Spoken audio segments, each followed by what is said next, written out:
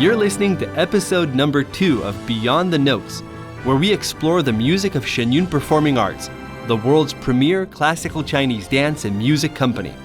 I'm your host, Li Shai Lemish.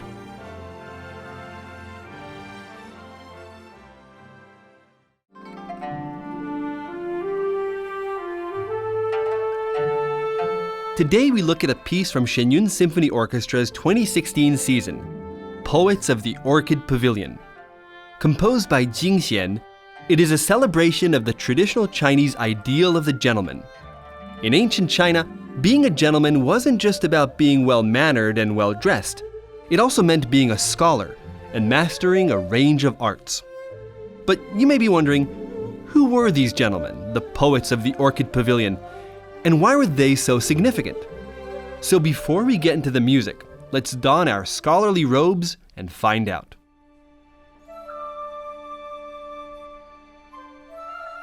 The name Orchid Pavilion refers to Lan Ting Xu, a masterpiece of Chinese poetry and calligraphy. Written by the sage of calligraphy Wang Xizhi in the 4th century Jin dynasty, the work came about as the result of an ancient Chinese drinking game, Qu Shui Liu Shang, or Winding Stream Party. Here's how the story goes. It was a perfect afternoon in the spring of 353. Wang had invited some of the leading scholars of the day to an impromptu celebration of spring beside the waters of the Orchid Pavilion. Servants sent floating cups of wine downstream. Whenever the cup stopped drifting, the guest nearest it had to compose a poem on the spot, or drink 3 cups as penalty. In the end, 26 of the guests composed a total of 37 poems, inspiring Wang to commemorate this delightful event. Still tipsy from the wine, he put his brush to paper and composed what would become one of the most enduring treasures of Chinese literature, the preface to poems composed at the Orchid Pavilion. Written in elegant cursive, it is not only a masterpiece of calligraphy, but also a beautiful narrative depiction of nature and contemplation of life. Quote, "The sky that day was luminous, and the air was clear. A gentle breeze blew softly around us. Above us, we looked on the immensity of the universe. Then lowering our eyes, we saw nature's infinite array." End quote. The story of Wang Xizhi and the Orchid Pavilion gathering characterizes the spirit and artistry of the ancient Chinese scholar.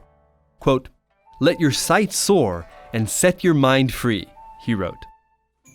But writing prose was only one of the 4 arts of the ancient Chinese scholar, Qin, Qi, Shu, Hua. Qin is the introspective, contemplative playing of the zither. Qi, the ancient strategy game commonly known as Go. Shu, the meditative art of calligraphy. And Hua, traditional Chinese painting. Music, Go, calligraphy, and painting. Not bad for a lifetime of study, right? Confucian scholars believed that through these arts, students would grasp the essence of ethics and morality to become true scholar gentlemen, or junzi. Through self-refinement, they could then improve society by leading a virtuous life. A good deal of Chinese music has titles that paint pictures of nature and its relationship with humankind. High mountains and flowing water, or Still Lake under the autumn moon. In Poets of the Orchid Pavilion, the opening passage points to this idea. String harmonics set the backdrop of a crisp morning, with fleeting trills echoing bamboo flutes and the chirping birds of a verdant forest.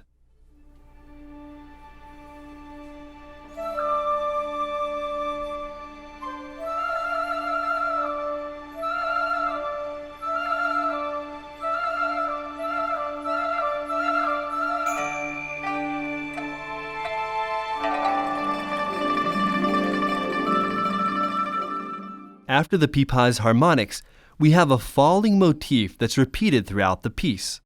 These recall the ancient scholar's zither, or guqin. Scholars played it along with the xiao, a vertical bamboo flute, to reflect their inner worlds. This sound is depicted here in the low registers of the clarinet and flute.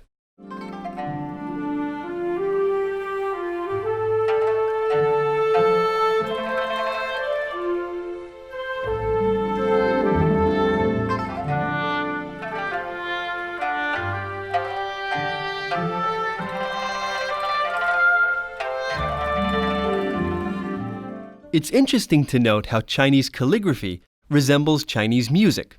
Both art forms emphasize the use of rhythm and dynamics. Calligraphy is like music without sound. The strokes can be light or firm, round or square, formed slowly or quickly.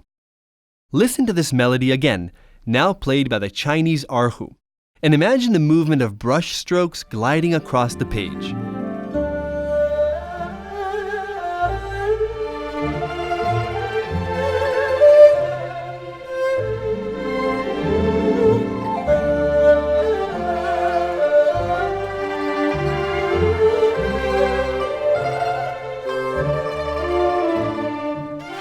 In this tutti section, the poets start composing. Nature, life, and Taoist philosophy about existence and non-existence comprise the most popular topics of the poems from the Orchid Pavilion. The main theme of this piece appears again, this time in the violins. The flowing melody reflects the spirit of ancient Taoist scholars, carefree and unburdened by worldly affairs.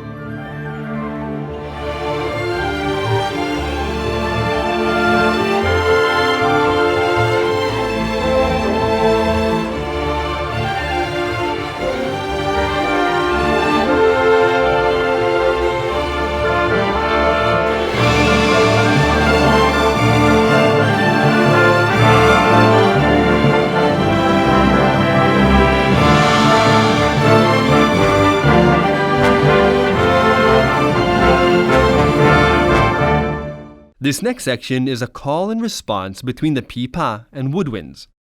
In a form of ancient improv games, Chinese scholars would have competitions in which one would recite the first line of a poem, and the opponent would immediately compose the next, wittier verse.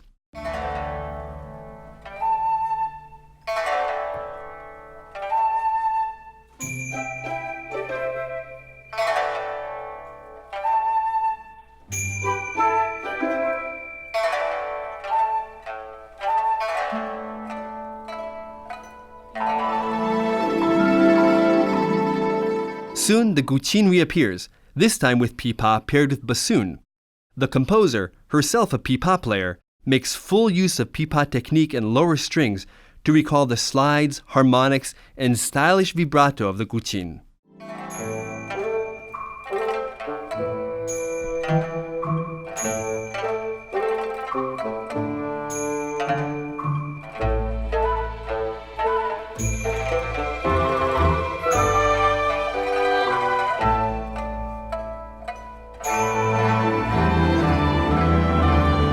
Finally, the orchestra erupts with sound, like scholars wrapped in a spirited debate.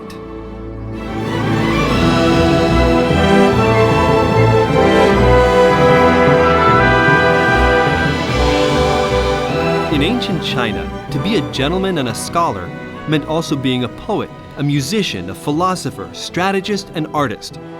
Above all, it meant developing the virtuous bearing of a true gentleman, a junzi, and leaving a legacy for the ages.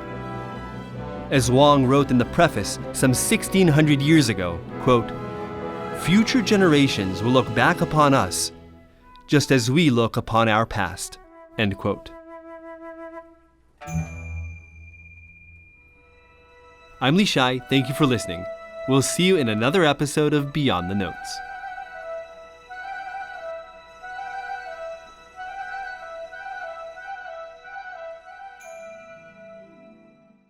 To learn more about Shenyun Symphony Orchestra, please visit our website.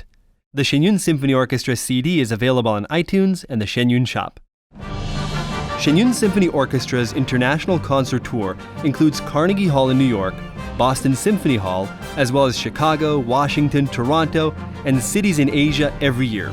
To learn more, visit shenyun.com.